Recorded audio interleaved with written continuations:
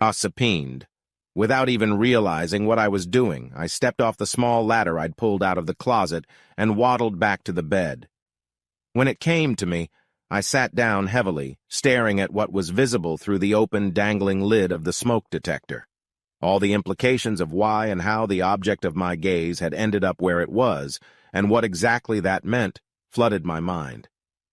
I'm not exactly sure when the suspicion that Veronica, my wife of 3 years now, was cheating on me solidified in my mind, but it did. From my research, she was showing many of the classic signs of adultery. The sudden change from never leaving on overnight trips for work to leaving for an entire weekend, like right now, has only reinforced what had been making me nervous for a while. I mean, who leaves for work on a Friday afternoon?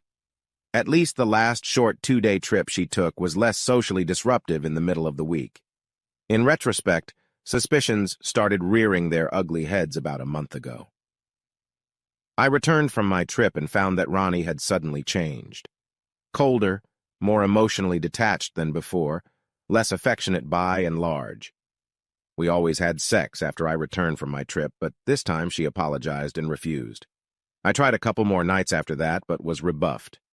Attentive guy that I was, I stopped nagging, hoping she would come out of the horror she was in.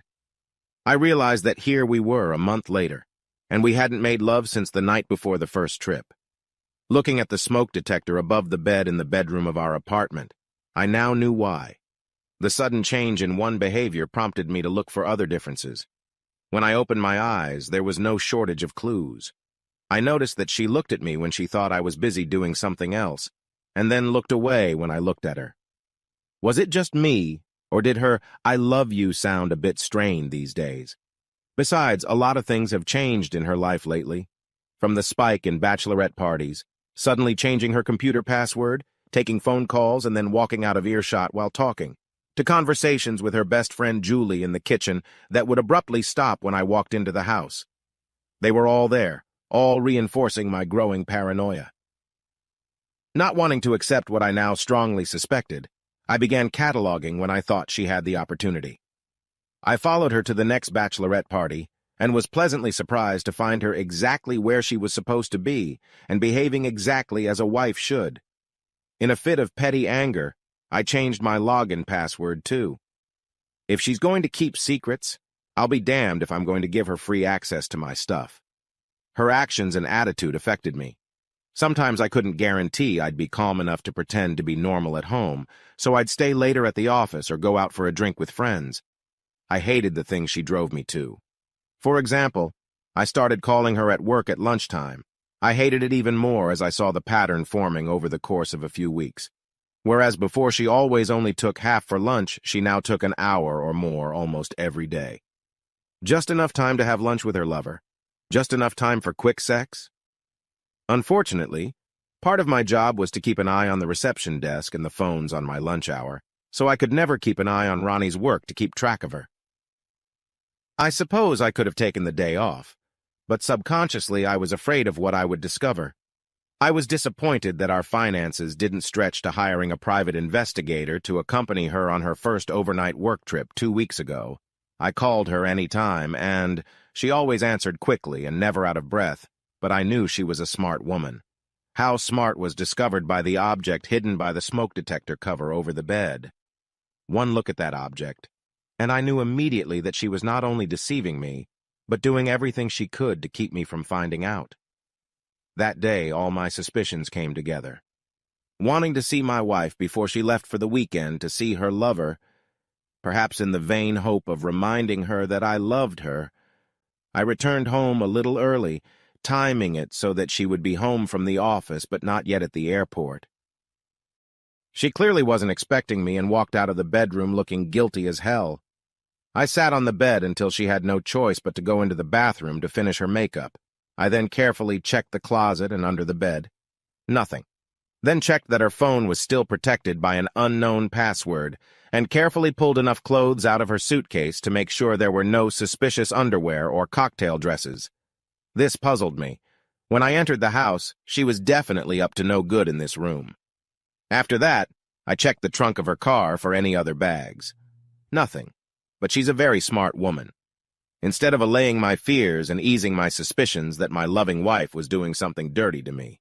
The lack of evidence only reinforced them. It pissed me off that she was outsmarting me. I came up with a plan to catch her that was within my budget. Next week, I'd make up my own work trip. Maybe Veronica would take the opportunity to invite her lover over while I was gone. I'd set up a tiny camera in the smoke detector above the bed to record the action. It was only a studio apartment, so one camera was enough for me. Once my suspicions were confirmed, I knew exactly what to do to dissolve this joke marriage without being financially abused. Thus, 3 hours after Veronica left for her second overnight business trip, I pushed the bed aside, pulled our little 3-step home ladder under the centrally located smoke alarm, and released the small clip on the side of the device, causing the lid to open and hang on a hinge. Inside was the exact same camera as the one I held in my left hand, a camera that transmitted a signal to a small transponder that could be hidden anywhere, a transponder that in turn transmitted the signal to either a laptop for direct viewing or a computer for later viewing. I knew with certainty that my wife would prefer a combination of both. So not only was she having an affair, but she was monitoring my whereabouts and behavior while she did so to see signs that I was suspicious of her. I stood up and made my way to the living room. There was another smoke detector there and, of course, another camera.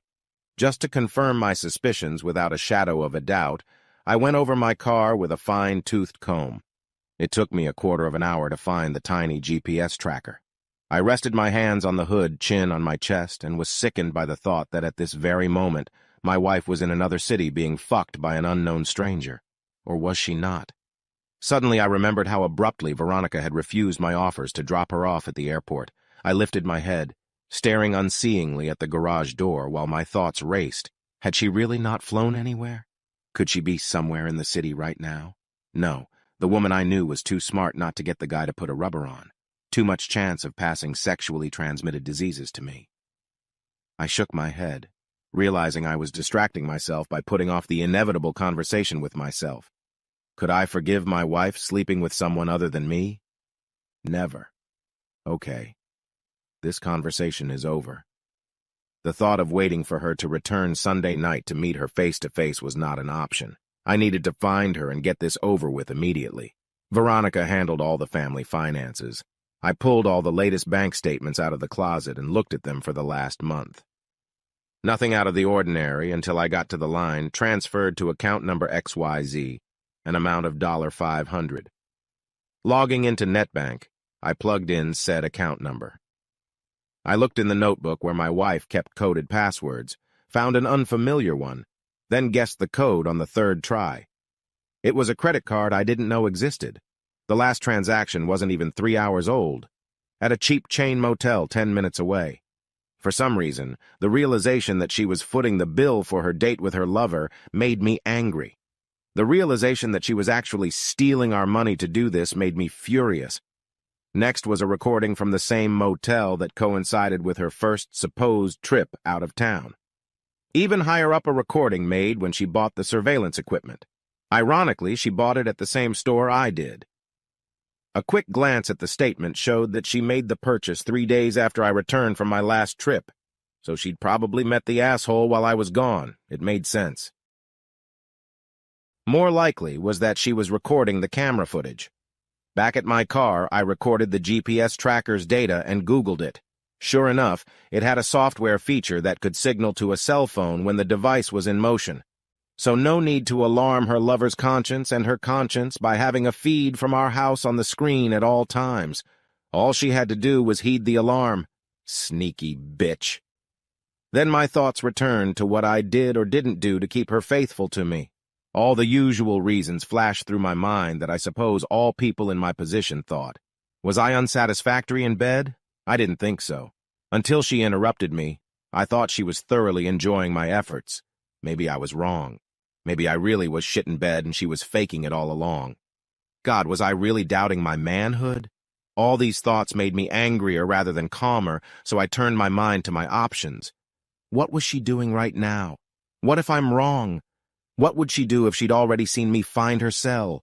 Kick her boyfriend out of their love nest? Accelerate their plans to dump me, rip me off, and make her ride off into the sunset with him? Or was she just sitting there, with or without him, thinking of a compelling reason why she should keep me under surveillance? Assuming she's watching the cameras, does she have reason to suspect I know where she is? Looking around, I assessed the interior view camera. I think she saw me sitting on the couch, but I doubt she saw me rummaging through the file cabinet and working at the desk in the corner. She would have noticed the frantic activity, but had no idea what it was all about, for the rather vindictive reason of cutting into their or her planning time, and no other. I decided to confront her now. Anger or no anger on my part, I don't know. Relying on the fact that there was no camera in the kitchen, I went in there and left the house through the kitchen door. Opening the side door of the garage, I removed the tracker and placed it on the shelf next to the car, figuring it wasn't sensitive enough to detect such a small movement. Pulling up to a cheap motel on the way out of town, I parked a little farther away. Stepping in the dark, I found her car hidden behind the main building, invisible from the highway.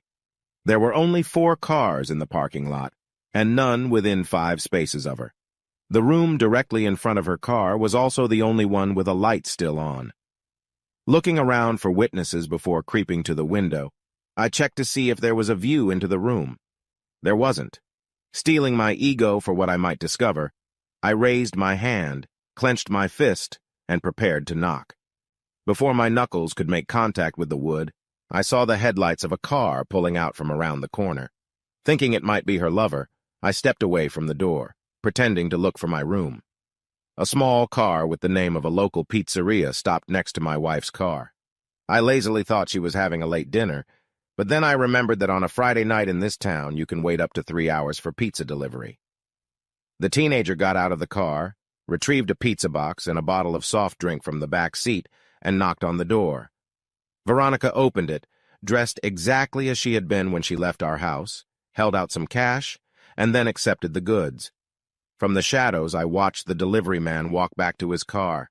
My wife left the door open while she carried a pizza in one hand and a drink in the other to place them next to the bed. Releasing her hands, she turned to the door to close it. She ahead when she saw me in the doorway. Then her gaze flicked back to the bed. Slightly embarrassed by the obviousness of the tears on her face, I looked around the rest of the room. The bed was crumpled, but only as if there was a person lying on top of the blanket. Her laptop was open on the bedside table, the screen split, one side showing our living room, the other our bedroom. Without saying a word, I made my way into the room. Entering the bathroom, I checked that it was empty. Only her toiletries were on the sink. Back in the main room, I looked in the closet, empty, then knelt down to look under the bed. Nothing. That exhausted all the hiding places in the tiny motel room. I plopped down on the hard office chair that stood under the tiny desk. So I was right then. She'd seen me open her cameras, told her lover to leave, and cried when she realized her date had fallen through. That was good news, wasn't it? Of course, it meant she was remorseful for what she had done to me, to us. Then you started calling me 3 or 4 times during my lunch break to make sure I was there and not spying on you so you could meet your mistress in peace. My work phone records all missed calls. I started taking longer lunch breaks and seeing if your car was parked at work. Julie was giving me advice the whole time. You almost caught us talking in the kitchen once, remember? By the way, she thinks I'm just being paranoid. I'm eating something I don't know for sure. Tonight, when you came home early and almost caught me changing the battery in my bedroom camera, I thought I was going to faint from the stress. I was sure you were cheating on me, but I needed proof. I bought cameras and a GPS tracker to get that proof and end my dilemma. I still don't know for sure. I know you were just sitting home alone when I went on that first trip, but I thought it was just because it was during the week. I was planning on going away for the weekend so you could have more time. Please, are you having an affair or not? Can you just tell me? The uncertainty is killing me. I looked at her suffering, haggard face. My mind was in absolute turmoil as I watched her agony. My idea of myself as an honest person had completely misled me into thinking that there was only one solution to the clues I had been given. The thought that the same clues accounted for the fact that my wife thought I was cheating on her could not even enter my head with even an edge of consciousness. The pain reflected on her face, more than words, convinced me that she was telling the truth. I was so devastated thinking she was deceiving me that I missed all signs that she thought I was doing the dirty on her. My mind was suddenly filled with sympathy for her. I remembered the terror and insecurity I felt when I imagined her in another man's arms. She was experiencing the exact same torture, enough to lie and create a situation where I could meet my lover so she could finish. I realized that the looks I had interpreted as guilt were actually a silent assessment of my trustworthiness, her detachment, the pain of what she perceived as my betrayal. No wonder there hadn't been a single sincere verbal affirmation of her love in the last month. How could she speak words of love to a man she suspected of stabbing her in the back? It was clear to me that I had only glimpsed a glimpse of the pain she had been in for a month. Suddenly a horrible thought crossed my mind. Do you think Dave and Allison felt the same way? What? What do Dave and Allison have to do with this? Do you think your ex-husband and my ex-wife felt pain, fear, and doubt like we did when she caught us in bed and told him? No wonder neither of them ever thought about forgiving us. They were too devastated.